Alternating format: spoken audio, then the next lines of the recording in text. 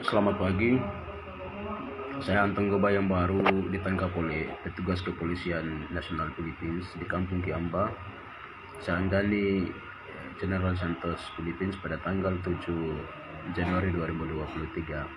Saya ditangkap karena dianggap melanggar pada pasal 10591 tentang kepemilikan senjata tanpa memiliki surat resmi, dan saya sedang ada di jail kepolisian Kiamba di Filipina. Saya telah mendaftarkan untuk mengikuti proses hukum yang berlaku di Philippines. Sebelumnya, pada tanggal 12 Januari 2023, pemerintah Philippines telah menerima tamu dari Indonesia untuk mencari tahu informasi detail tentang kepemilikan senjata. Indonesia bertanya dua pertanyaan. Satu, apa motivasi memiliki senjata? Kemudian yang kedua, setelah senjata itu dibeli, akan supply kemana? Saya punya jawaban cuma satu, saya orang Papua yang sadar. Itu jawaban pertama. Yang jawaban kedua, yang jelas orang Papua akan memiliki senjata sekalipun senjata itu barang bahaya. Dari tingginya konsekuensi, orang Papua akan melakukan atau orang Papua akan membuat itu demi membebaskan tanah air yang mereka cinta, membebaskan juga rakyat yang mereka cinta. Itu jawaban saya yang mereka terima dan mereka pulang ke Indonesia.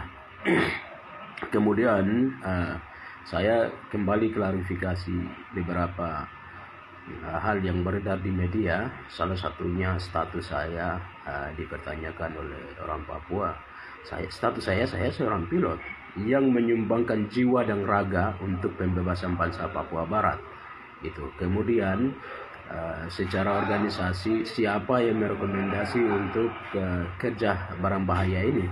Saya yang berposisi sebagai staf daripada Panglima tertinggi Tentara Papua Barat, Jenderal Demianus R.R. Magayogi, yang memimpin 3 komando di West Papua yang bermarkas di Totio Paniai, Papua Barat.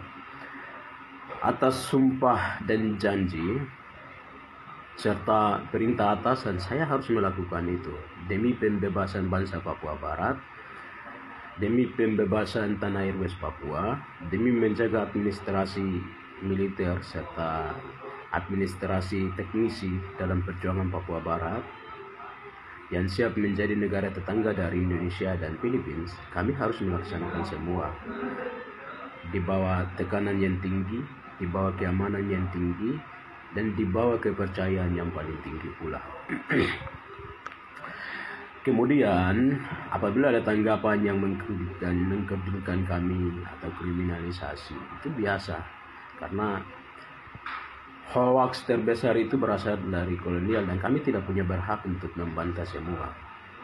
Sebagai status bangsa yang lemah, sebagai orang Papua yang lemah yang selalu menerima fakta penindasan itu.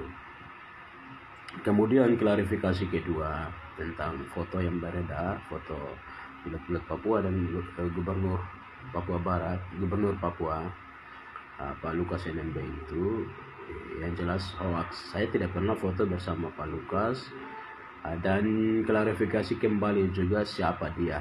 Mukanya mungkin hampir mirip dengan saya atau diedit itu.